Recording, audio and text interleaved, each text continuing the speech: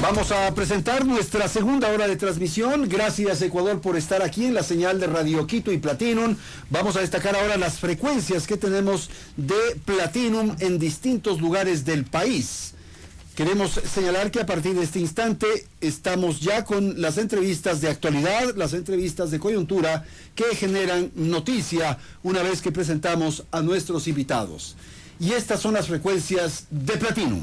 Para Quito y Tulcán 90.9, en Guayaquil 94.5, en Cuenca 107.7, Ambato y Latacunga 101.7, también a través de Radio Quito 760 AM y en internet www.ecuadorradio.es. Tenemos una tarde agradable en la capital de los ecuatorianos, se despejó el cielo, presencia de sol hace pocos instantes, calor incluso en la cabina de nuestra emisora. Y ya que hablamos de temperatura, es bueno señalar que tenemos la siguiente temperatura en Guaranda. 14 grados centígrados. En Ambato. 19 grados centígrados. Y en Esmeraldas. 27 grados. Mientras que en Quito, Guayaquil y Cuenca, esta es la temperatura. Temperatura en Quito 18 grados centígrados, en Guayaquil 31 grados y en Cuenca 19 grados centígrados. Vamos a presentar a continuación un diálogo con el economista Guillermo Herrera. Él es el prefecto en la provincia del Carchi. Con frecuencia tenemos la presencia del economista Herrera para conocer ciertas novedades y ciertos hechos informativos que se producen en la provincia norteña del Carchi. Y ahora hay un tema que concita el interés y la inquietud de la población. Me refiero a lo que ocurre con el desmontaje de las salvaguardias. Ha empezado ya ese proceso desde hace algún tiempo y estamos asistiendo ya a los tramos finales. Esto, atención a Carchi, tiene sin duda una repercusión en vista a que se trata de una provincia fronteriza. Señor economista, entonces, buenas tardes, gracias por estar aquí en la señal de nuestra emisora. ¿Cuál es la situación de su provincia en este tema que le hemos planteado? Adelante, le escuchamos. Muy buenas tardes, Andrés, un saludo cordial a todos los ecuatorianos. En efecto, para ponernos en contexto, el gobierno de nuestro país en el año 2015 inició la implementación de sobretasas o salvaguardias a más de 2.900 partidas o productos que importa nuestro país, 2.900 de las 7.000 que en su totalidad importamos. Esta medida se adoptó con la iniciativa de proteger a la industria nacional frente al nivel de competencia que teníamos con nuestros vecinos. Sin embargo, tenía un horizonte de implementación de un año, es decir, que en el año 2016 debieron ya eliminarse, pero el Ecuador amplió un año más por el motivo del terremoto que se tuvo en el mes de abril.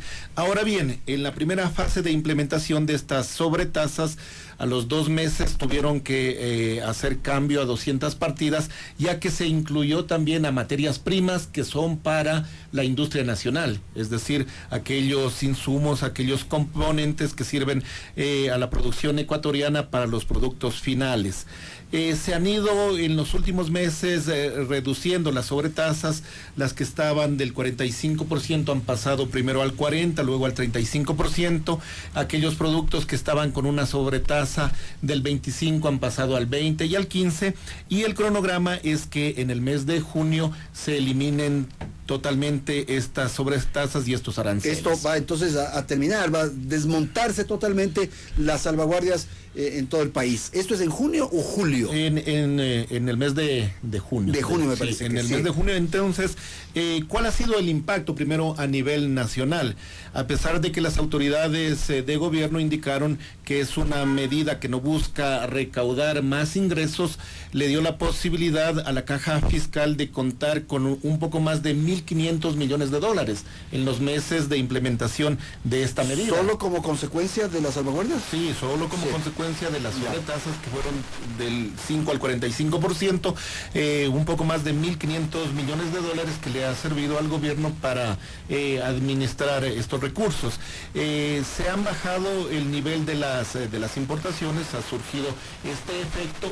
Sin embargo, ¿cuál es la medida lógica de implementar estas salvaguardias? Que le damos un tiempo a la industria nacional para que adquiera competitividad para que pueda luego de un año de implementación salir a competir. Y esto no ha pasado. La industria nacional no ha recibido los créditos necesarios, no han recibido medidas que acompañen a las salvaguardias, y después de 2 años de implementación lo más seguro es que en el mes de julio, agosto, septiembre volvamos nuevamente a importar productos principalmente de nuestros vecinos de Colombia y de Perú, y que esta medida no haya servido de mucho para reforzar a la industria ecuatoriana. Segundo impacto, como algunos insumos y materias primas estuvieron dentro de los productos grabados con esta sobretasa, los bienes finales se encarecieron aquí en el país. Por ejemplo, si hablamos de leche de soya, solo por ponerle un ejemplo, esta sufrió un incremento entre el 15, 20, 25%. Se supone que con la eliminación de la sobretasa, los precios deberían volver a los niveles... van a bajar. Van a bajar, pero eso no va a pasar. Pero entonces... no se crea, hay ciertas cosas que sí. Yo ahora justamente me daba cuenta. El tema de los licores. Me parece que sí, que es evidente que han bajado los precios. Bueno, en el tema de los licores, nosotros que vivimos en frontera... En frontera, ¿saben más eso? Sabemos pues que existe un fuerte contrabando que pasa los controles que tiene el Estado ecuatoriano, pero bueno, en buena hora que no solamente los licores, sino que aquellos productos de primera necesidad, aquellos cuya demanda se ha disminuido aquí en el país, puedan volver a los precios similares. Ahora bien, ¿qué es lo que ha pasado en la provincia de Carchi? Perdón, una interrupción respecto al primer punto de este impacto nacional. Usted señala que esto podía haber provocado que, como se iba a encarecer los productos importados, iba a haber la posibilidad de una especie de estímulo, de promoción para que la producción nacional, la industria nacional pueda atender esa Sí. Pero no se ha logrado, creo usted. No se ha logrado, ha sido mínimamente, porque mire usted que en efecto se ha logrado reducir las importaciones de los bienes que estuvieron con la sobretasa o con la salvaguardia, pero asimismo ha bajado el nivel de las importaciones en estos 2 años de aquellos bienes que no estuvieron grabados. ¿Por qué se dio esto? Porque la demanda del consumo interno del país también disminuyó, también bajó, porque se grabaron también algunas materias primas, y eso incidió en encarecer también a los productos del aparato industrial de nuestro país. Entonces, la medida fue adoptada sin la precisión necesaria que se requiere para este caso. Se ha equilibrado la balanza comercial de nuestro país, sobre todo con Colombia. Sin embargo, esto va a cambiar. Hay otra medida que queremos comentarle al país. De afectación ya para el Carchi directamente. Sí, hay otra medida que debería tomarla en cuenta el nuevo gobierno. A lo largo de la historia reciente, nosotros le compramos de todo a Perú y sobre todo a Colombia. Es decir, nosotros nos proveemos de insumos, de materia prima, de bienes terminados del mercado colombiano, y le vendemos una cantidad de productos mucho menor. Frente a esta realidad, siempre hubo un acuerdo, un pacto entre el gobierno de Ecuador y el gobierno de Colombia para que, por ejemplo, Colombia pueda comprarnos al año 80,000 toneladas métricas de arroz. Y esto se lo hacía, esta exportación se la hacía vía terrestre, lo que generaba impulso al sector de transporte, no solamente del Carchi, sino del país. Con el tema del bombardeo de Angostura y el rompimiento de las relaciones entre Ecuador y Colombia, se eliminó esta medida. Luego se restablecieron las relaciones diplomáticas, pero no se negoció nuevamente que sea el arroz, que sean otros productos, principalmente agrícolas, que pueda captar y aceptar el mercado colombiano. Y esto como una medida de corresponsabilidad. De compensar de alguna manera. Y esto no se han preocupado las autoridades de... No se han preocupado, no lo han hecho. Claro. Únicamente en este gobierno se dieron 2 años la exportación de 80,000 toneladas durante 2 años, y lo hicieron por vía marítima. Es decir, que una gran empresa marítima, nacional o internacional, se llevó todo el tema de la carga, cuando podíamos generar un impacto económico y que sean 500, 600, 800 que que puedan subsistir con esta medida. Pero mire, ahí hay algo que ha funcionado históricamente, que no lo ha aprovechado este gobierno y que el gobierno del presidente electo, del señor Lenín Moreno, inmediatamente tendría que pedir esa compensación. ¿Por qué le interesa esta medida a Colombia? Porque a Colombia le interesa que el Ecuador también tenga un nivel adecuado de desarrollo, porque es un mercado para sus productos. De nada le interesa pues que no crezca la economía de nuestro país y que dejemos de comprarles. ¿Qué otras cosas así de esta magnitud podríamos incorporar en un acuerdo, diga usted, que se logre concretar con Colombia para venderles nosotros a los colombianos? Mire, en este momento nosotros tenemos una posición de desventaja frente a nuestros vecinos, a Colombia y a Perú. Recuerde usted que ellos cuentan con un tratado de libre comercio con el principal mercado que tiene nuestra región, que es el mercado norteamericano. Nosotros como Ecuador no tenemos esas bondades, entonces deberíamos llegar a acuerdos con estos dos países para que nos permitan, a través de terceros, nos permitan enviar al mercado norteamericano nuestros productos. Bueno, pero ahí sí debe haber algunos impedimentos en el acuerdo. No. Mire, el dumping ese que llaman.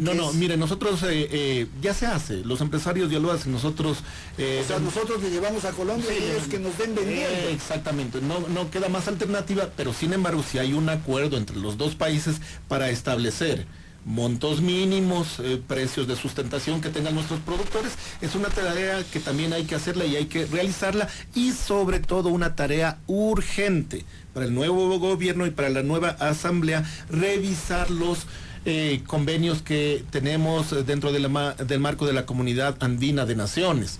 Nuestro sector de transporte pesado está en desventaja, tenemos una flota vehicular que no puede competir en este momento con la peruana y con la colombiana. Deberíamos establecer un mecanismo, un plazo de 5, de 6, de 8 años para que nuestra flota vehicular se modernice, para que nuestras empresas hagan lo mismo, pero para eso se necesita acompañamiento, recursos económicos vía créditos blandos y flexibles. Es decir, hay una tarea para preparar no solamente al Carchi, sino a las fronteras del Ecuador para la nueva competencia que viene a futuro. ¿Qué significa esto? Que nosotros estamos en desventaja frente al sistema de transportación andina. Así y por es. lo tanto no podemos entrar en esas rutas. Mire, podemos hacerlo, pero con una política pública, con una política de Estado que impulse a la modernización de nuestra flota. Nuestro equipo de camiones, de flota, no es el adecuado. Claro, en este momento está en desventaja. Sin embargo, tenemos un sector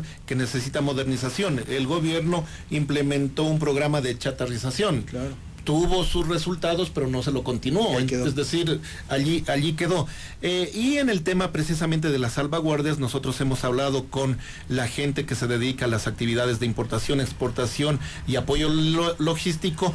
Estamos a la expectativa que con el desmontaje de las salvaguardias se vuelva a dinamizar el proceso de exportaciones e importaciones desde Ecuador hacia Colombia, y que esto genere también una dinámica en la demanda de servicios, de transporte, de servicios de logística y otros servicios que generan empleo e ingreso a miles de familias de la provincia de Señor Carchi. Prefecto, lo que va a ocurrir es que los precios de los productos en el Ecuador, de los productos importados que están en el Ecuador, van a bajar de precio, ¿verdad?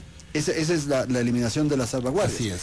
Pero ¿y qué va a provocar con los productos que están al otro lado, o con las mercancías, o con los que están ahí en Colombia? ¿También van a poder entrar en menor precio, con menor precio? Sí, lo que se trata es de fortalecer a la industria ecuatoriana. Bueno, pero eso ya es más complicado. Pero ¿cómo la fortalece usted? Usted la fortalece con un programa de industrialización. Yo aspiro que el nuevo presidente de la República no le encargue al señor Glass el cambio de la matriz productiva, que no vuelva a cometer ese error, porque allí nosotros quedamos fallando. Ahora bien, se da el desmontaje de las salvaguardias, se dinamizan las importaciones y las exportaciones de nuestro país, se dinamiza el proceso logístico, más familias tienen empleo. Pero Guillermo, lo que va a ocurrir es que nuevamente vamos a empezar a ver las colas de vehículos yendo a Ipiales a las compras, porque ya los aranceles van a ser menores y por lo tanto se nos vuelve más atractivo el poder ingresar a nuestro territorio. Mire, pero porque lo otro era el tema de la devaluación de la moneda, en fin, eso generaba ese atractivo. Pero mire, las cosas no son así tan sencillas. En este momento, pues, el precio del peso colombiano se ha valorado nuevamente, llegó a 3.100 pesos por dólar, hoy están en nivel de 2.700, 2.600. Recordemos que el IVA en Colombia subió al 19%, en Ecuador tiene que bajar del 14 al 12%, es decir, hay elementos de compensación. Hemos mirado,